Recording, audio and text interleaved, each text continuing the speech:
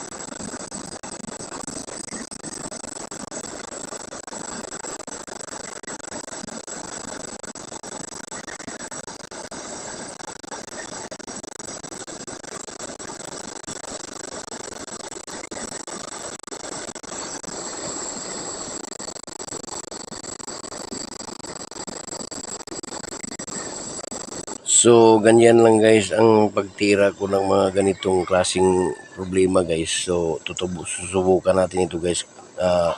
Presyuran kung may tagas pa ba. Yan na guys, ianda na natin. Titignan natin kung mag-ilik pa ba. So, hintayin muna natin guys na mag-automatic siya. Ayun, nag-automatic na siya guys. Hindi na tumagas siya. So ito yung pressure, hindi ko muna kinakabit sa ating mga linya doon sa tubo para makita natin kung may pressure ba. So ayan mga idol, lakas. So may tubig na naman tayo mga idol. Hanggang sa muli mga idol, maraming salamat, God bless.